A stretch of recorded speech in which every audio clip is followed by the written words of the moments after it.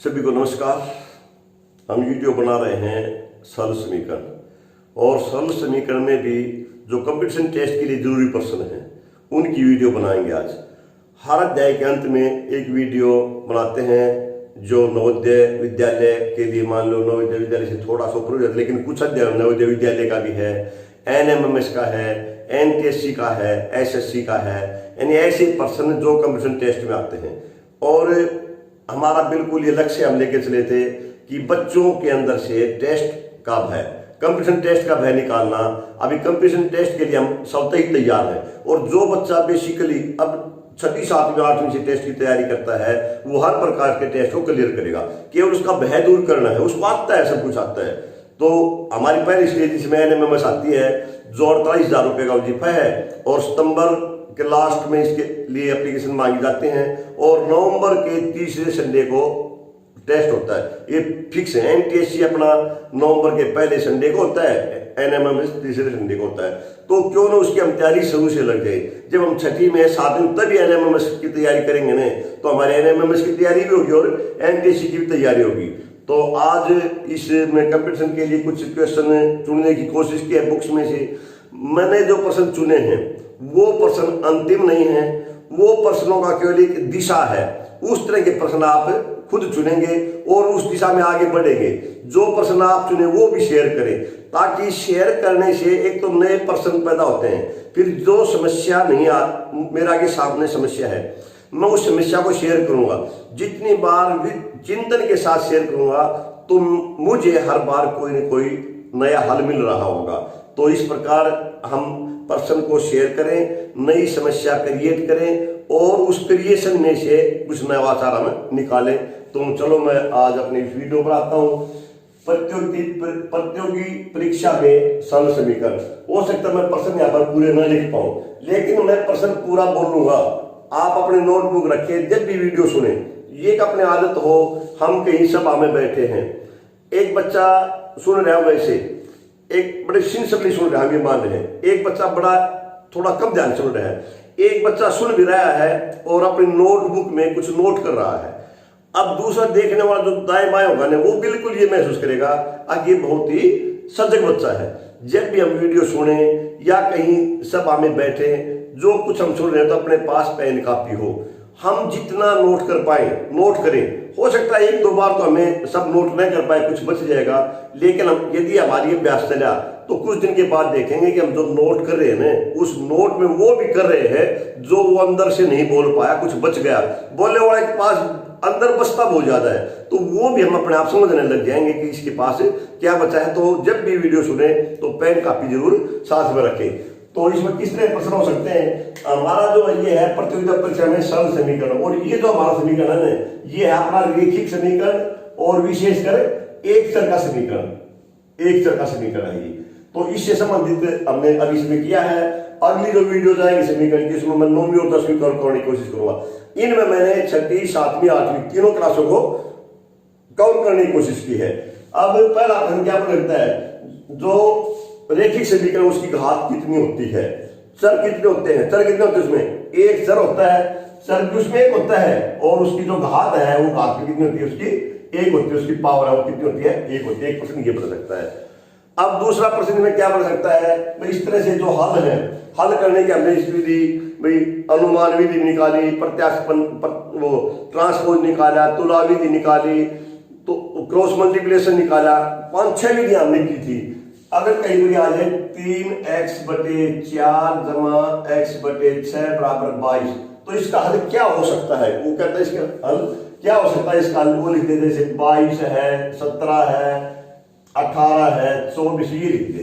तो अब इसका हल क्या है, ये एक अपना में पूर्ण संख्या, ये इसका हल ऐसा आएगा जहां ये भी पूर्ण आए, और इसका पूर्ण आने का मतलब कोई ऐसी संख्या जो 4 से भाग हो जाए, 6 भी से हो जाए। ये नहीं होती, ये नहीं होती, ये 6 से होती है, 4 से होती है। ये क्या है, 4 और 6 दोनों से हो रही है, तो इसका उत्तर कितना आएगा, 24 आएगा। वहां पर 1 मिनट में एक सवाल, NMMS में 180 प्रश्न आते हैं और 180 मिनट होते हैं, तो हमने जल्दी भी करना और ठीक भी करना।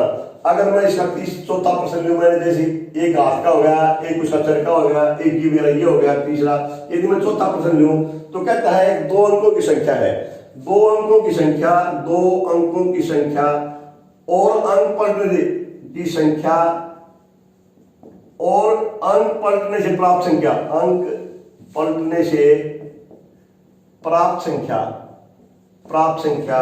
का योग दोनों कोई संख्या और अंक पलटने से प्राप्त संख्या का जोड़ संख्या दी हुई है, तो उनमें से संख्या क्या हो सकती है? इनमें संख्या 72 है मेरे पास, 81 है, 99 है, 44 है, 36 है, 22 है, 33 है, इस तरह से दे रखा है।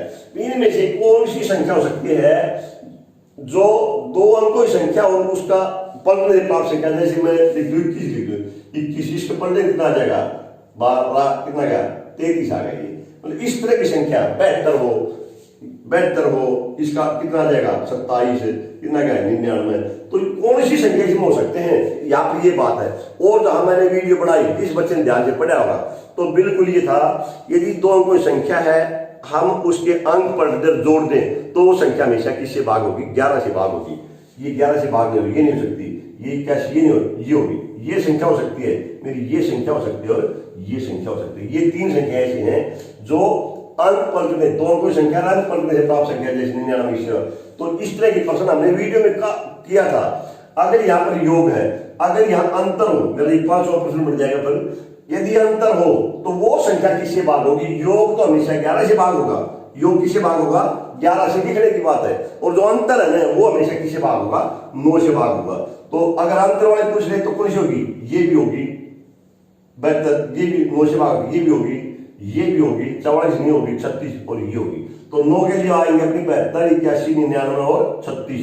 11 के लिए 99, 44 और 22। ये प्रश्न हमने वीडियो में किए हैं।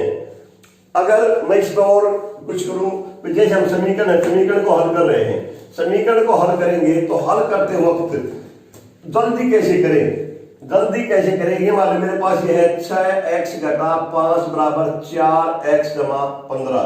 तो x का उत्तर क्या आएगा? यहाँ पर x का उत्तर आएगा 15 जमा में 5 बटे में 6 घटा में 4, ये आएगा 20 बटे 2 और ये कितना आ गया? 10। इसका उत्तर आएगा 10। इसका उत्तर 10 आएगा। तो इसके लिए सूत्र क्या है? इसके लिए सूत्र ये है x बराबर b बटे a। ऐसे हम सवाल बहुत ज्यादा करेंगे, खुद करेंगे। मैंने एक उदाहरण दिया है, x बराबर b बटे a। अब b क्या है और a क्या है? x तो हमने जो निकाला था वो है। b क्या है मेरा? b है जो अचर राशियां हैं, अचर राशियों का योग या अंतर, या तो योग है ये या अंतर है, वो स्थिति पर निर्भर करेगा, उस स्थिति पर निर्भर करेगा। और ए क्या है मेरा? ए है चर राशियों के गुणांक, कोफिशिएंट हमने वहां गुणांक बताया था, जो इसके साथ ये सब गुणांक है, ये इसका गुणांक ये है। गुणांकों का चर राशियों के गुणांक का योग या अंतर ये है। मतलब क्या दो चीजें, योग या वो अंतर है। अब मैंने इसमें देखा, मेरी जो पहले बी निकालू मैं, चर राशियों का योग या अंतर, मैंने यहाँ 15/5 लिख दिया। यदि आप टेस्ट में करें, आपको 15/5 भी लिखने की जरूरत नहीं है। आप क्या लिखेंगे? सीधा लिख सकते हैं, क्योंकि ज्यादा बड़ा नहीं आता। कंप्यूटर टेस्ट के सवाल बड़े आसान होते हैं, केवल वो देखते हैं बच्चा सजग कितना है। अब ये मेरा 15 है, जब मैं इसको इस साइड में ले जाऊंगा तो मुझे पता है निशान बदलते हैं, राइट टू लेफ्ट में जाएंगे तो निशान बदलते हैं। अब ये मेरा किसका होगा? जमा का होगा, तो इसका 15/5 20। ये मेरा 4 इधर जमा के इधर किसका होगा? ये मेरा गुणांक 6 है और ये मेरा कितना है? 4 है। ये तो देखना हमने, ये इधर किसका होगा? -6 में 4 के तो 2 हम ऐसे मौखिक घटा सकते हैं भाई। 15 में 5 जोड़ना है, 6 में 4 घटाना कोई बड़ी बात नहीं है। तो कितना है? 20/2 और ये मेरा कितना गया? 10 और मेरा तो कितना जाएगा? 10। मैंने तो एक सवाल लिखे ही, आप इसके 10 सवाल, 15 सवाल, 20 सवाल कितने लिख सकते हैं? मैं यहाँ पर लिख दूं 7x जमा में 12 बराबर 17 या 15, कुछ भी लिख दिया मैंने, मान लो 17। तो इसका मेरा उत्तर क्या आएगा? 15 इधर 12 किसका बचा? 3 बचेगा। और ये अकेला कोई ऑपरेशन नहीं होना, तो कितना आ जाएगा? 3/7। तो इस तरह के सवाल कितने आसान सवाल है। और जब हम प्रैक्टिस इस तरह सवाल करते हैं ना, नए बनाते हैं, तो मन में नई चीजें निकलेंगी ना। बहुत कुछ ऐसी चीजें बच गई कि आप उसका सूत्र इससे आसान बना सकते हो। अब मेरे पास ये आता कई बार, भाई 3 लगातार संख्याएं हैं, उनका योग भी रखे लगातार, अपने सवाल भी उसमें भी वही 51 वाला। 3 लगातार पूर्णांकों का योग 51 है, 63 है, संख्याएं ज्ञात करो। तो उसके लिए क्या है सूत्र मेरे पास, ये है एस, एस मतलब उसका योग, सम, मैं लिखता हूं उसको सम, योग, योग, उनका योग दे रखा है, योग में से 3 घटाओ 3 से भाग कर दो, ये मेरा क्या आएगा, सबसे छोटा पूर्णांक आ जाएगा। अगर ये है 3 लगातार पूर्णांक दे रखे हैं, उनका योग 63 है, योग 63 है, लगातार पूर्णांकों का योग, लगातार पूर्णांकों का योग, यहां समझ है, लगातार पूर्णांकों का योग 63 है।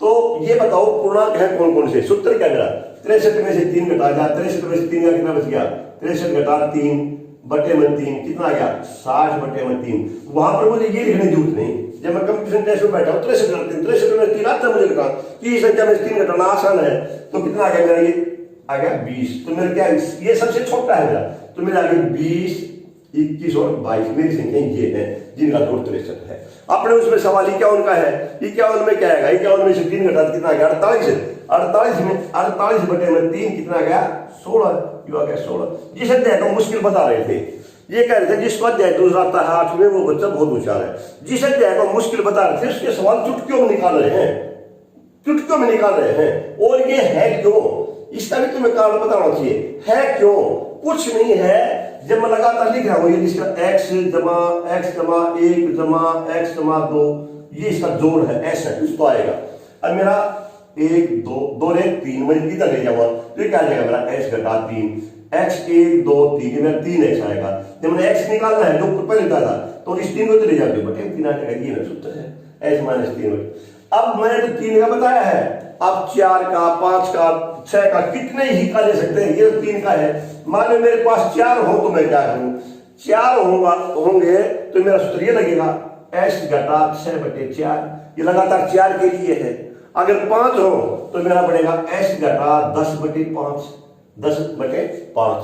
अब ये तो हमें पता लगे 3 4 5 जितने बार, ये कैसे बदल रहे हैं, ये कैसे बदल रहे हैं। जब मैं 3 ले रहा था तो 1 छोड़ के, यानी अगर मेरे पास 1 2 3 है तो मैं 2 का जोड़ कर दूंगा, वो घट जाएगा। यदि मेरे पास 4 है, 1 2 3 4 है, तो मैं इनका जोड़ कर दूंगा, इसको छोड़ दूंगा। 5 है तो इसका 3 और 3 6 आ गया मेरा। अगर मेरे पास 5 है तो 1 2 3 4 5, मैं इसको छोड़ दूंगा, इनको ले लूंगा। ये है, कितना आसान है, और जिसको तुम जान रहे हो, और उसको मैं नाम दे रहा हूं किसकी, एनएमएमएस की, एनटीएससी की, एसएससी, ये नाम दे रहा हूं। वही चीजें जो तुम्हारे अंदर पहले से हैं, उन्हीं को टेस्ट में जाना, केवल सजगता के प्रति बचे हुए हो आप। बच्चा बहुत ही इंटेलिजेंट है, और सरकारी स्कूल के बच्चे का मुकाबला नहीं है। जितनी प्रतिभाएं हैं, हम यदि हम इतिहास उठाए देखेंगे, जितने वैज्ञानिक हैं, 100% तो मैं नहीं कह सकता, लेकिन 90% से ऊपर साधारण परिवारों से निकल के आए हैं। तो हम साधारण परिवार संबंध रखते हैं, और साधारण होते हुए हमें साधारण काम करेंगे। अगला, यदि मैं गुणज की बात करूं, भाई 7 के लगातार गुणज है, उनका योग है 2121 है, ये है 7 के गुणज, 7 के गुणज, और ये लगातार गुणज है, ये लगातार गुणज है, उनका योग ये रखे ये तो वो याद करें। तो इसके लिए जो मेरा सूत्र है, उसके लिए मेरा क्या है, 3 लगातार मैं फिर हो जाऊं, मेरा है 1 घटा 3n बटे 3, a घटा 3n बटे 3। अब मेरा a क्या है, a का मतलब है मेरा योग से, इनका जोड़ से, जहां मैंने ऐसे लिखा था, ऐसे है एक ही चीज है। मैंने यहाँ पर कल्पना में कुछ भी कर सकता हूं, ये नहीं, a का मतलब मन बीजगणित में कल्पनाएं हैं, a का मैंने योग मान लिया।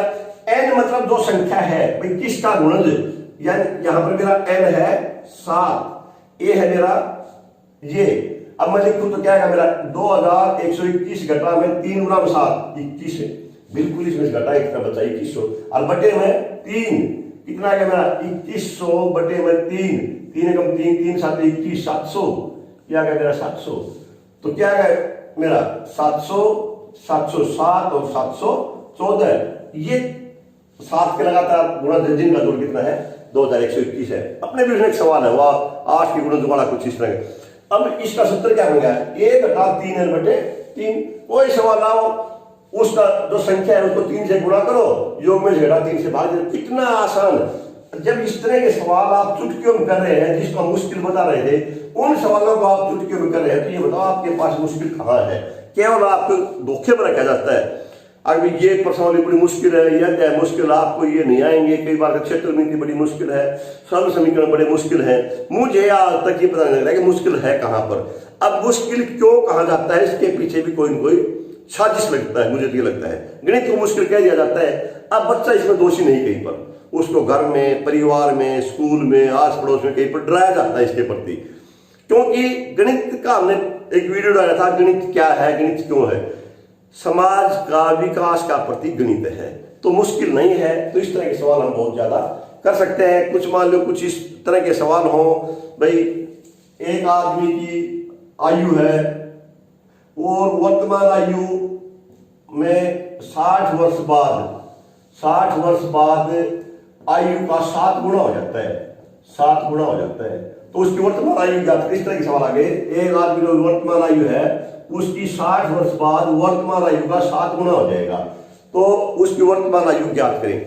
जब इस तरह के सवाल हो तो उसकी वर्तमान आयु जो है, जिसको मैं x लिखूंगा, वर्तमान आयु x, ये क्या है कि जितने वर्ष बाद है 60 बटे जो जितनी गुना हुई है, 7 गुना हुई तो उससे 1 कम, 10 गुना है तो उससे 1 कम, यानी उससे 1 कम जितना गुना है, जितने गुना दे रखे गुना उसका घटा 1, यहाँ कितने गुना दे रखे 7, तो कितना आ जाएगा 60 बटे में 7 में से 1 घटा 1, घटाना आसान है यार, लिखने की जरूरत नहीं, 7 घटा 1 मैं लिखूंगा वहां पर पेपर में, कितना आ जाएगा मेरा 6, और ये कट गया मेरा, ये आ गया 10।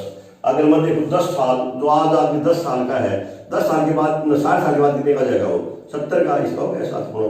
तो इस तरह के सवाल हैं जिसको हम बड़ी आसानी से ही कर सकते हैं।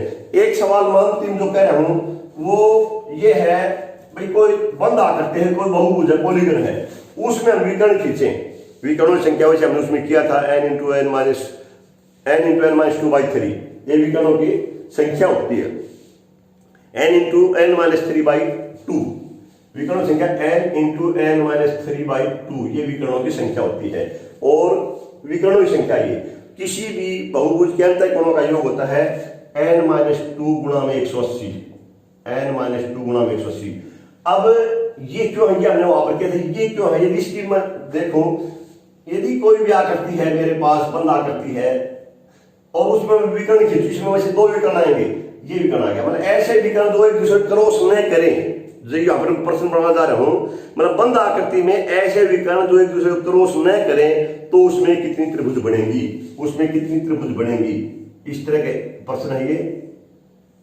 यहां से जैसे मैं इसका, मेरा एक विकर्ण यह आ जाएगा, एक विकर्ण मेरा यह आ जाए, तो 1 2 3 बनेगी इसमें, 1 2 बनेगी इसमें, तो कितनी बनेगी, उसकी संख्या क्या है, n घटा 2, n घटा 2, n घटा 2 क्या है, मतलब बंद आकृति में बिना क्रॉस के विकर्ण हम जब खींचेंगे तो उसमें कितनी त्रिभुज बनेंगी, n घटा 2, और इसीलिए एक त्रिभुज कोण का योग कितना होता है, अंतःकोण योग 180 होता है, तो ये n घटा 2 गुणा में 180 ये बनता है। ये पीछे कहते हैं का प्रश्न है और आगे बहुभुजों में भी आएगा, तो लेकिन आज मेरा प्रश्न यहाँ पर है, ये पैटर्न से संबंधित है। भाई जब त्रिभुज है, जब हम उसके बहुभुज है उसमें विकर्ण खींच रहे हैं, और ऐसे विकर्ण खींच रहे हैं जो एक दूसरे क्रॉस न करे, तो उससे जो त्रिभुज बने कितने बनेंगे, वो n घटा 2। तो इसमें इतना कुछ आप याद जोड़ेंगे और काम को नियमित रूप से करेंगे। आशा है आप अच्छा कर रहे होंगे। धन्यवाद।